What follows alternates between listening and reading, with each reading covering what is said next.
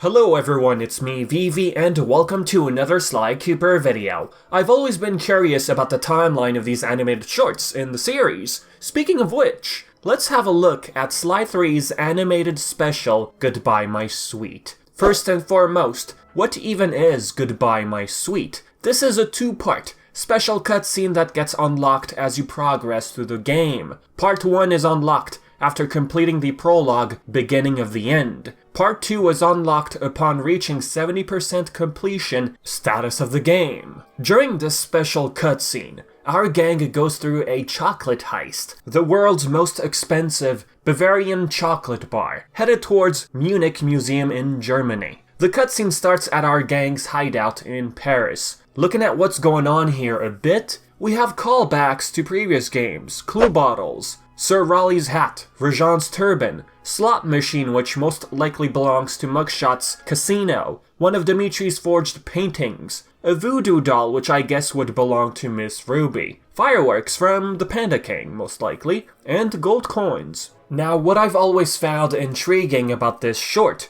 the newspaper itself, squinting your eyes, trying to read some of the text, and believe it or not, there's some little Easter eggs and additional information hiding in those walls of text. So, having zoomed in and enhanced the picture as much as possible, this is what we're able to read. The Kaiser Wilhelm chocolate has had a colorful past. There have been over 30 collected attempts at theft of the chocolate, commented Chief Interpol Director James Barclay. I just want to retire at the end of the week. After that, it's smooth sailing on the Caribbean on my sailboat. Boy, 55 years on the force sure does put a toll on ya. Only 3 days to go, and then I can blow this dump. So long, suckers. There's some cool bits of info on here. First, we have the word Kaiser, which is German for emperor. This chocolate is apparently so worthy, they gave it a status, emperor, and has gone through 30 attempts of theft. There's also the mention of Interpol's director, James Barclay, how he's been part of the force for 55 years and wants to retire at the end of the week. James Barclay made appearance during the ending of Sly 2 while reinstating Carmelita's position at Interpol, which had been revoked prior. For those perhaps not aware, Barclay also appears in comic issue number 1, which takes place between the ending of Sly 1 and the start of Sly 2. At one point in this comic, they reminisce, thinking back to the first night they met Sly and Carmelita. During those events, Sly recalls Barclay raging at Carmelita when Sly escaped from the closet and, of course, the Diva Diamond gone missing. Sly remembers helping Carmelita get this sort of approval, admiration from Barclay, and that's as romantic as it got back then. And now it makes you wonder, we're not too sure if Barclay ever pursued his retirement. I mean, 55 years in the force, it really starts to get interesting when you start wondering what he could have encountered in those 55 years. So, again, paying close attention to the journal. The second paragraph below goes over how Barclay is determined and confident about the chocolate reaching Munich via train, and how the chocolate will be displayed the following week. Now the next paragraph, from the words we can see, just like before, enhancing, zooming in, the ingredients of this chocolate bar are a complete mystery according to Hokyo Lim, who we'll learn more of in the next shot. In what many are calling a bold move, the famous Kaiser Wilhelm chocolate is scheduled to be transported to the Great Candy Museum in Munich, Germany. The delicious treat will be provided security by Interpol agents. Interpol agents in this case would be Carmelita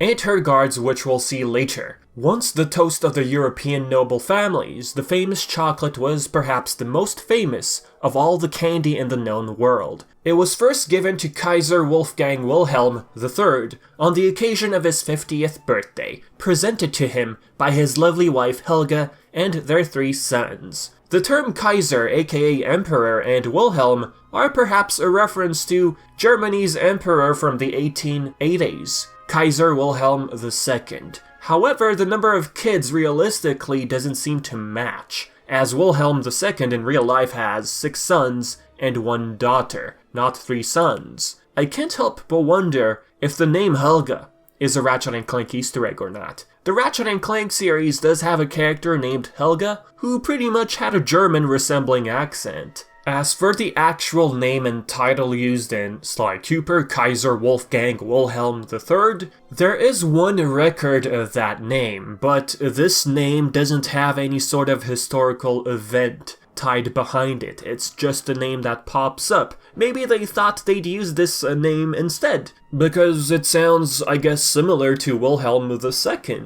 Wolfgang, fun fact, has origin meaning of traveling wolf. Technically, Wilhelm II had his eldest child named Wilhelm, and was known as the last crown prince of Germany. His eldest son was born in 1882. So if we assume that the timeline in Sly Cooper is similar to our timeline, in terms of historical events that is, perhaps with Kaiser Wolfgang Wilhelm III, they were trying to refer to Wilhelm II's eldest son. If that's the case, assuming Wilhelm III is referencing Wilhelm II's eldest son, his 50th birthday would happen in 1932. Why? Because the eldest son was born in 1882. At least that gives us an idea of how old this chocolate bar is. And yeah, assuming that the Sly series took place in the early 2000s, the chocolate bar is over 70 years old. How is this thing not expired? Next paragraph, which we can read the words from. The importance of this candy coming in Munich cannot be overstated, said Dr. Hokyo Lim, professor of historic confectionery treats in Salzburg. For years, the chocolate had been kept locked up in a vault owned by an anonymous private collector. Finally, after so many long years, the chocolate will be on display for people of all ages to enjoy. Looking at this page in the journal, I just noticed that they copy-pasted the same small paragraph on the top right and the bottom left corners. Hokyo Lim, fun fact, in real life would be art director who worked on Sly 1, 2, 3 at Sucker Punch. He also worked on League of Legends from Riot Games, then also worked on the critically acclaimed title from 2012, Unfinished Swan. Latest project would be a crowd-funded survival simulator game titled The Long Dark, released in 2014. Now, right below the page which Sly takes a look at, we have Carmelita assigned the role of overseeing the transport of the so unbelievably yummy chocolate bar to Germany. Sly, with his utmost sense of curiosity, takes a look inside the Thievius Raccoonus. Sly takes a look at Chapter 17, Something Concerning Disguises, Charm, and Deception, by Thaddeus Winslow Cooper III, London 1839. So right now, just for the heck of it, let's read some of what Thaddeus left for us. It should be quite easy for even the most elementary of students of the arts of thieveries to see how elements of deception such as disguises can be great importance in attaining one's prize. After all, one never knows who may stand in one's way along the journey. Many times have I, in my own dealings with Scotland Yard, required and employed my own uniforms of various types and trades in an attempt to gain access to areas previously off limits, as well as to escape unfriendly scrutiny of my activities by agents of the law. What I find interesting in his statement, the fact he too has some version of agents of the law. There's a little old theory surrounding Carmelita's ancestors, those ancestors also being agents of the law. I like to think back to what Tennessee Kid told Carmelita in this exact scene,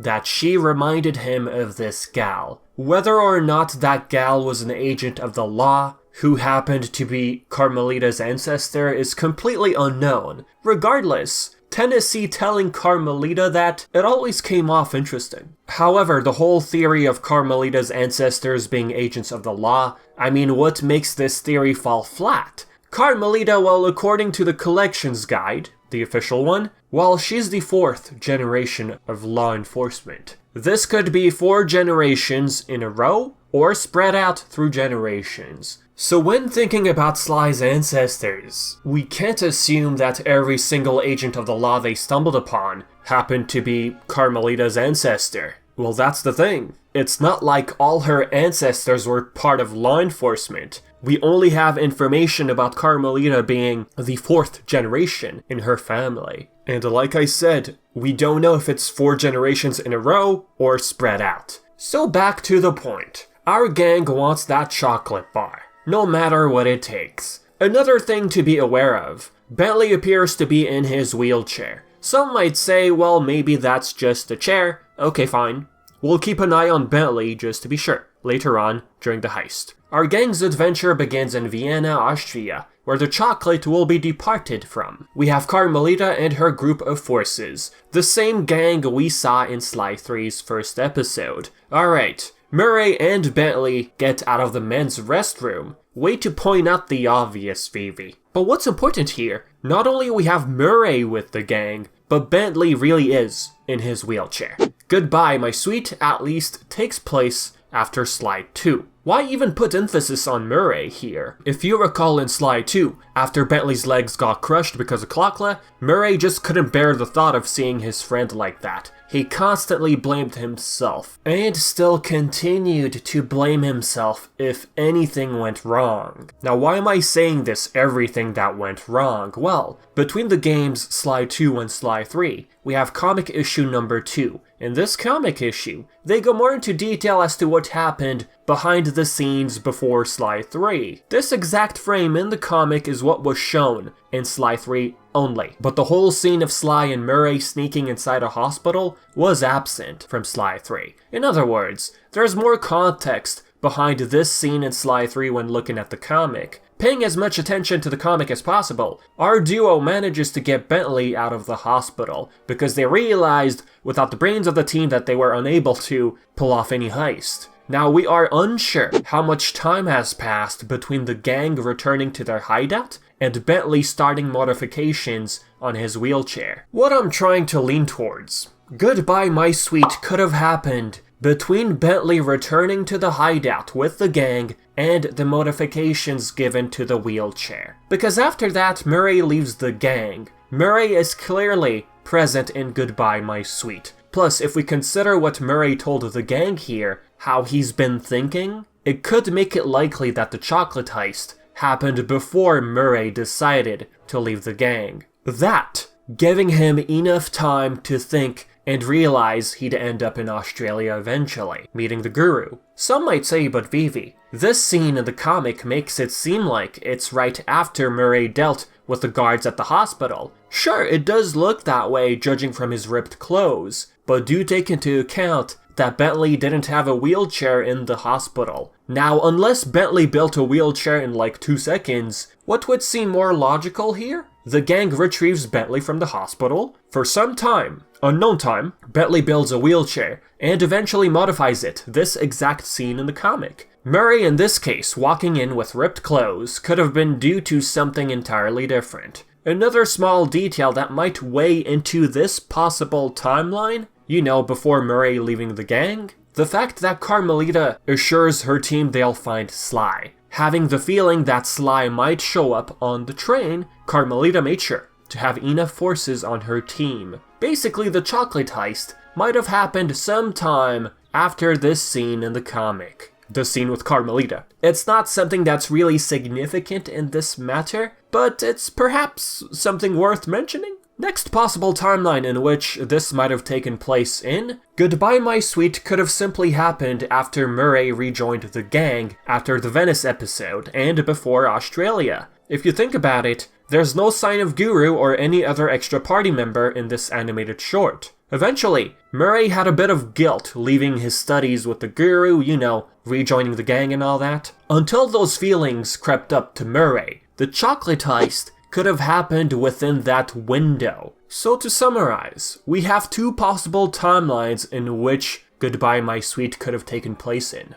Number 1, between Bentley being rescued from the hospital and Murray deciding to leave the gang. Number 2, between Murray rejoining the gang and traveling back to Australia with the gang. So in the comments, which timeline do you believe to be more likely? Which timeline do you feel like makes more sense in this case? Leave your thoughts, alright? With that said, Sly takes another look at the newspaper after their successful heist. All the text that appears around this picture is all the same as before. Now there is some text that's new, one we can easily read. Here it is. Inspector Fox had come under public scrutiny of late for her apparent lack of results in bringing to justice the mysterious thief Sly Cooper, or any of his known affiliates. It's just a matter of time, I can assure you of that. Sly Cooper, if that is his real name, is a low-level street thug, and he won't be able to slip through our fingers again. As we speak, I have all agents around the world working diligently to make sure that Sly Cooper will spend the rest of his life behind bars.